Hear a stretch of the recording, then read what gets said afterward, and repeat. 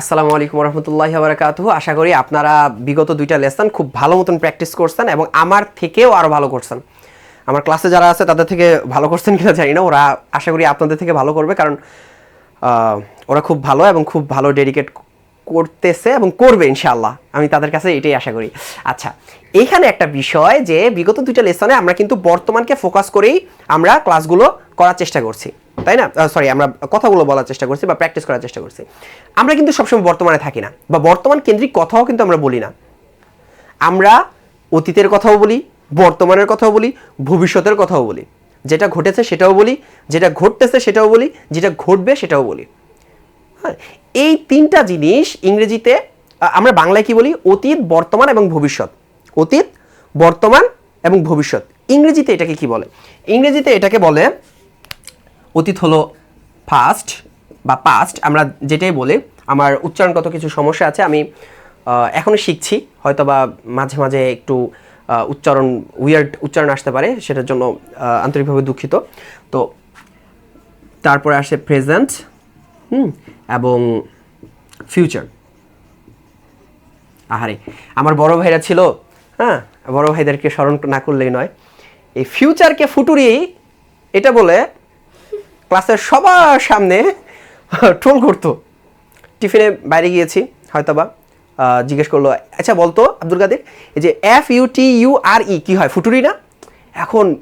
তখন তো মানে ইংরেজিটা মোটামুটি পারতাম বা বুঝতাম, কিন্তু ওই যে ব্রেইন তো ফুটুরির দিকে চলে গেছে। তখন আমি বলতাম, হ্যাঁ ভাইয়া ফুটুরি, আর কি ট্রোল। তো আমরা ট্রোল কাউকে করছি না। তো ভবিষ্যৎ হলো ফিউচার। ভবিষ্যৎ কি? ফিউচার। বর্তমান প্রেজেন্ট, আর যেটা ছিল সেটা কি? পাস্ট। আমরা কিন্তু অতীত, বর্তমান, ভবিষ্যৎ কেন্দ্রিক কথা বলি। তাহলে অবশ্যই আমাদেরকে অতীত, বর্তমান, ভবিষ্যতের কথা বলতে হবে। আরেকটা জিনিস, এই প্রত্যেকটাই আমরা জানি যে প্রত্যেকটাই বা 4 ভাগে ভাগ করতে পারি আমরা কথাগুলো। সেটা হলো সিম্পল, কন্টিনিউয়াস, সিম্পল কন্টিনিউয়াস বা সিম্পল কন্টিনিউয়াস, তারপরে হলো পারফেক্ট কন্টিনিউয়াস। হ্যাঁ, এটাকে সিম্পল কন্টিনিউয়াস বলে বা কন্টিনিউয়াস বলে, আর শেষটা হলো পারফেক্ট কন্টিনিউয়াস। তো এই কথাগুলো আমরা বাংলায় অনেকভাবে বলতে পারি। হ্যাঁ, পুরাখুটি তো যাই হোক ভাই, গ্রামার এক্সপ্লেনেশন করতে চাই না।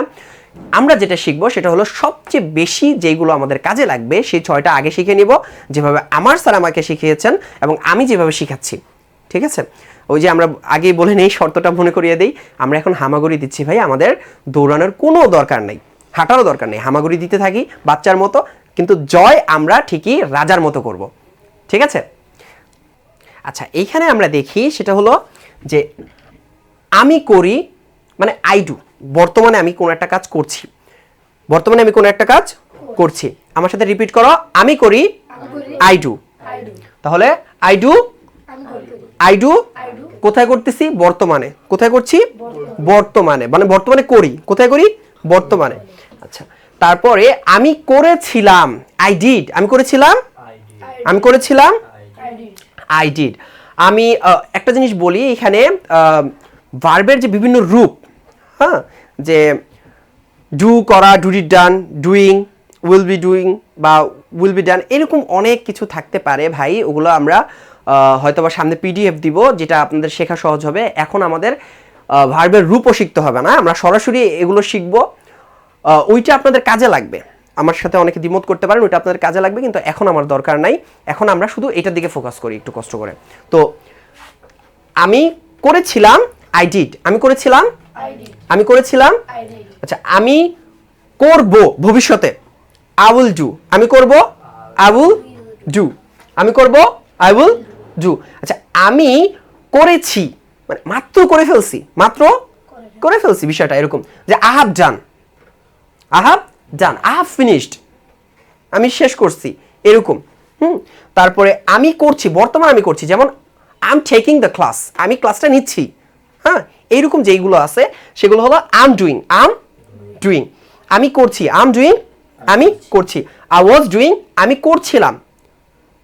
হ্যাঁ, লাইক আমাদের প্রিভিয়াস যে ভিডিওটা ছিল বা প্রিভিয়াস যে ক্লাসটা ছিল, সেখানে I was taking the class, আমি ক্লাস নিচ্ছিলাম। তো এইভাবে আমরা একটু পড়ার চেষ্টা করি, আমরা একসাথে পড়ি। রেডি? আই ডু আমি করি, আই ডিড আমি করেছিলাম, আই উইল ডু আমি করব, আই হ্যাভ ডান আমি করেছি, আই এম ডুইং আমি করছি, আই ওয়াজ ডুইং আমি করছিলাম। আচ্ছা, এটাকে যদি অন্য দিয়ে বলি যে আই প্লে আমি খেলি, আই প্লেড আমি খেলেছিলাম, আই উইল প্লে আমি খেলবো, আমি খেলবো। আচ্ছা, আই হ্যাভ প্লেড আমি খেলেছি, আই এম প্লেইং আমি খেলছি, আই ওয়াজ প্লেইং আমি খেলছিলাম। আবারও স্মরণ করিয়ে দেই বন্ধুরা যে আমরা এখন হামাগুড়ি দিচ্ছি, আমাদের কিন্তু দৌড়ানোর একদমই দরকার নাই। আর প্রিভিয়াস ক্লাসের যে ভিডিওটা ছিল, যে টেবিলটা ছিল, ঠিক এইভাবেই আমাদেরকে পড়তে হবে। কেমন? যে ধরো ডু দ্বারাই এই 6টা যে টেন্সের এক্সাম্পলগুলো আমরা কিভাবে শিখবো। আচ্ছা, টেন্স মানে হলো ক্রিয়ার কাল, তাই না? এরকম একটা কিছু, যাই হোক দুষ্টামি করছি। টেন্স মানে হলো আপনার ক্রিয়া ঘটনার মানে কাজ যখন ঘটে ওইটাকে টেন্স বলে। এগুলোরও দরকার নাই, শুধু এটা আপনার অন্তরের কথাগুলো মুখ দিয়ে আসলেই হলো। ওইটা আপনি পরে শিখে নিয়ে আর আপনারা জানেন সবাই। যাই হোক, তো আমরা এটা এই এক্সাম্পলটা দেখি। আই ডু আমি করি, আই ডিড আমি করেছিলাম, আই উইল ডু আমি করবো, আই হ্যাভ ডান আমি করেছি, আই এম ডুইং আমি করছি, আই ওয়াজ ডুইং আমি করছিলাম।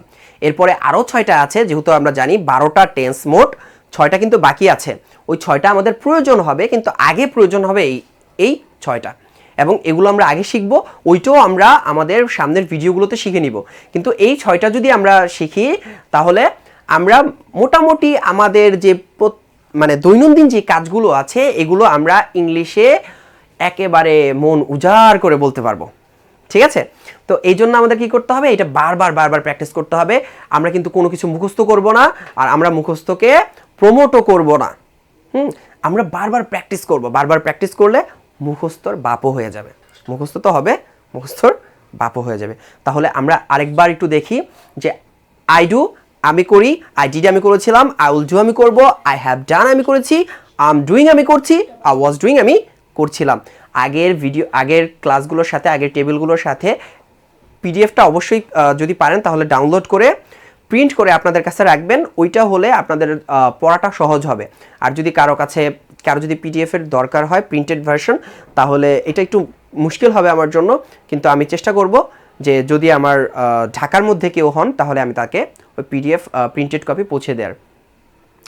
সবাইকে আবারও বলছি, আমরা কি করব এখন? হামাগুড়ি দিব। তো হামাগুড়ি দিতে থাকুন। আসসালামু আলাইকুম রহমতুল্লাহ।